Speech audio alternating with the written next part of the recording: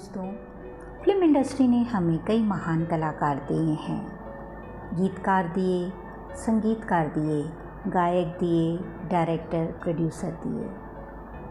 कुछ कलाकार तो अपनी कला का जादू ऐसा छोड़ गए कि हम जितना भी नज़रअंदाज करना चाहें वो फिर भी फलक पर ही रहते हैं। तो जी हाँ दोस्तों, आज मैं ऐसे ही महान गीतकार स्वर्गीय पंडित भरत व्यास जी के बारे में बात करने जा रही हूँ। उन्होंने कई प्रसिद्ध गीत हमारी फिल्म इंडस्ट्री को दिए हैं और उनका एक गीत तो ऐतिहासिक बन गया। वो प्रार्थना के रूप में स्कूलों में गाया जाने लगा और जेलों में भी गाया जाता था। वो भारत में ही नहीं बल्कि पाकिस्तान, श्रीलंका, बांग्लादेश में भी स्कूल के प्रार्थना के रूप में गाने जाने लगा। आप हम सब ने वो प्रार्थना स्कूल में ज़रूर गाई होगी, ऐ मालिक तेरे बंदे हम, ऐसे हो हमारे करम। तो इस गीत के जो गीतकार थे उनके बारे में हम ज़रूर जानना चाहेंगे कि कैसे उन्होंने ये गीत लिखे होंगे, क्या भाव रहे होंगे। ये प्रश्न मन में ज़रूर उठता होगा। तो इसी पहेली को सुलझाते सुलझाते मैं आज यहाँ स्वर्गीय पंडित भरत व्यास जी के भतीजे श्री मनमोहन व्यास जी के पास आ पहुँची हूँ और उन्हीं से जो मेरी ये पहेली बनी हुई है उसका रहस्य हम खोलेंगे परत दर परत और जानेंगे कि कैसे भरत जी का ये फिल्मी सफ़र शुरू हुआ। दोस्तों, अगर आपको मेरा ये वीडियो अच्छा लगे तो आप लाइक, शेयर और सब्सक्राइब करना ना भूलें। और हाँ, इस वीडियो को आखिर तक ज़रूर देखिएगा। तो चलिए बिना समय गंवाए मिलते हैं श्री मनमोहन व्यास जी से। हाँ मनमोहन जी, तो अब और आप उनके बारे में हमें बताएंगे। पिताजी और भरत जी दोनों स्वभाव से बहुत भोले थे। उन्होंने अपने जीवन के संघर्ष और उत्कर्ष दोनों वक्त की जो जो घटनाएं थी वो हमें बताया करते थे, चाहे वो अच्छी हो चाहे वो बुरी हो। तो भरत जी के बारे में मैं आपको सबसे पहला वो इंसिडेंट बताऊंगा जो कि उन्होंने 10-12 साल की उम्र में ही करके दिखा दिया था और पूरे ख़ानदान को ही बता दिया था कि एक सरस्वती पुत्र उनके घर में पैदा हो गया है। वो हाई स्कूल की पढ़ाई कर रहे थे और उनके स्कूल में डिबेट रखा गया था ताजमहल और मुमताज़ महल। ताजमहल की तरफ बोलने वाले तो बहुत से बच्चे खड़े हो गए, लेकिन मुमताज़ महल की तरफ बोलने वाला कोई खड़ा नहीं हुआ। भरत जी के लिए वो चैलेंज हो गया और उस समय उनकी उम्र भी कोई 10-12 साल की थी। तो भरत जी ने अपना नाम मुमताज़ महल की तरफ लिखवा दिया। दूसरे दिन डिबेट हुआ तो भरत जी ने रात को ही पूरी तैयारी कर ली थी और दूसरे डिबेट में जाके जब उन्होंने अपनी कविता का पाठ किया मुमताज़ महल पे, तो उनके हर शब्द के ऊपर तालियां बजने लगी और हालात ये हो गए कि आखिर भरत जी को फर्स्ट प्राइज़ मिला उस डिबेट में। और उस कविता का शीर्षक भी भरत जी ने रखा था दो महल, जो आगे चल के हिंदी स्कूलों के सिलेबस में भी रखी गई थी। तो भरत जी वो अपना इनाम लेकर हमारे जो मेरे परदादा या भरत जी के जो दादा घनश्याम दास जी थे उनके पास गए और उन्होंने उनके चरणों में वो अपना पारितोषिक रख दिया।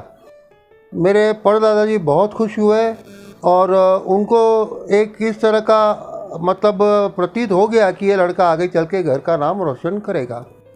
इसके बाद भरत जी अपनी स्कूलों की पढ़ाई में लग गए। स्कूल की पूरी पढ़ाई करने के बाद भरत जी कॉलेज की पढ़ाई करने के लिए कलकत्ता चले गए। कलकत्ता जाने में उनको तकलीफ़ तो आई, फिर भी वो पिताजी को हमेशा अपने साथ रखते थे और सुबह वो कॉलेज जाते थे, दोपहर में ट्यूशन लेते थे, शाम को वहाँ पे एक थिएटर था, वहाँ थिएटर पे जाते थे और रात को किसी कंपनी के अंदर वो नौकरी करते थे। एक दिन जब सुबह भरत जी वापस घर पर आए तो पिताजी ने भरत जी से पूछा कि भाई आज तुम्हारे आंखों में पानी कैसे है। तो भरत जी ने कहा कि ब्रिजमोहन। मैं पिताजी को वो ब्रिजमोहन ही कहा करते थे, जबकि पिताजी का फिल्मी नाम BM व्यास था। तो भरत जी बोले, ब्रिजमोहन मैं जो रात की नौकरी करता हूँ वो ठीक नहीं है, मुझे काफ़ी डर लगता है। तो पिताजी बोले, तो तुम क्यों करते हो? अपन बीकानेर चले चलते हैं, वहीं कोई पूजा पाठ करके अपन अपना जीवन बिता लेंगे, मत कष्ट भोगो। तो भरत जी बोले, नहीं ब्रिजमोहन, मेरे को तो कुछ ना कुछ करना है। यूँ करके वो दिन निकला और रात को भरत जी एक कॉपी लेकर और उसमें कुछ लिखने के लिए बैठ गए। पिताजी खाना वाना खा के सो गए थे। अब रात को उठे तो भरत जी को देखे वो कुछ लिख रहे हैं। तो पिताजी पूछते थे, भाई तू सो क्यों नहीं रहा, तू क्या कर रहा है? तो बोले, ब्रिजमोहन तुम सो जाओ, मैं तुम्हें सुबह सब बताऊंगा। फिर पिताजी सो गए। फिर सुबह जब वो उठे पिताजी, तब भरत जी ने कहा कि आप ब्रिजमोहन तुम यहाँ बैठो, मैं तुम्हें बताता हूँ रात को क्या कर रहा था। तो भरत जी कहाँ तो बीकॉम की पढ़ाई कर रहे थे, कहाँ उन्होंने रात भर में रामू चन्ना नाटक लिख दिया। और लिखने के बाद में उसका संगीत गीत और उसके समाज सब कुछ एक ही रात में उन्होंने लिख दिया। तो ये एक बड़ा डिफ़िकल्ट काम था जो भरत जी ने बहुत कम उम्र के अंदर करके दिखा दिया। अब हालात ये हो गए कि उस नाटक का मंचन कैसे किया जाए, क्योंकि मंचन करने के लिए पैसों की ज़रूरत होती है। तो भरत जी जिस थिएटर में जाया करते थे वहाँ पे एक आनंदी बेन थी, वो वहाँ पे काम करती थी हीरोइन का।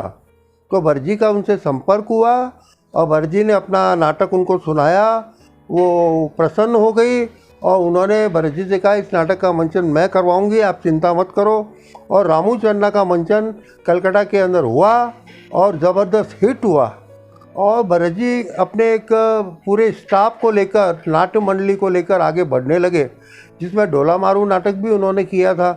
बदकिस्मत यही थी कि उसमें वर्ल्ड वॉर हुआ और कलकत्ता खाली हो गया था और मजबूरन भरत जी को और पिताजी को दोनों को ही वापस बीकानेर आना पड़ा। मैं मनमोहन जी एक बात पूछना चाहती हूँ कि उस समय के वो ग्रेजुएट हैं, उन्होंने अच्छी ग्रेजुएशन की थी, वो भी कलकत्ता से, जैसे आप बता रहे हैं, तो उस समय तो नौकरियाँ बहुत अच्छी अच्छी मिलती थी और आसानी से मिलती थी। हाँ, ये मैंने पिताजी से बात पूछी भी थी। तो पिताजी कहा कि एक भरत के जिद थी, भाई के ये जिद थी कि मैं कोई नौकरी नहीं करूँगा, मुझे तो अपने साहित्य के क्षेत्र में ही आगे बढ़ना है। और उसके लिए भरत जी ने कभी भी कोई कॉम्प्रोमाइज़ नहीं किया, भले ही उन्होंने बहुत कठिनाई से अपने जीवन को जिया शुरुआती दिनों में और संघर्ष करते रहे। संघर्ष करते करते वो पूना भी गए, शालीमार में काम करने के बाद वो भी पार्टीशन के बाद ख़त्म हो गया। फिर बॉम्बे आए, बॉम्बे में भी कवि सम्मेलन जाने काफ़ी तकलीफ भोगी उसके अंदर भी। लेकिन कवि सम्मेलन में वी शांताराम जी ने जब भरत जी को देखा तो एक ऐसा संबंध बन गया दोनों के बीच में कि वो दोनों एक दूसरे को छोड़ ही नहीं पाए। और भरत जी ने कई यादगार गीत दिए और फिर तो भरत जी का नाम धीरे धीरे चल पड़ा और वो एक हिंदी साहित्य के महान कवि के रूप में उभर कर सबके सामने आए।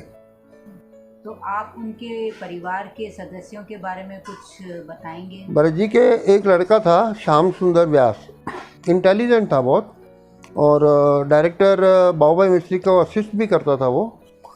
लेकिन भरत जी का और उसका लड़के का कभी भी मतलब ऐसा संयोग बैठा ही नहीं, दोनों के 36 के आंकड़े ही रहते थे। तो एक दफ़े वो नाराज़ होकर कहीं घर से चला भी गया था और भरत जी ने उसके ऊपर कोई गाना भी लिख दिया था, ज़रा सामने तो और चलिए। तो इस तरह से वो कलकत्ता में अपने मासी के घर मिल भी गया था, उसको फिर लेकर भी आए और उसके बाद में उसको काफ़ी मनाया भी।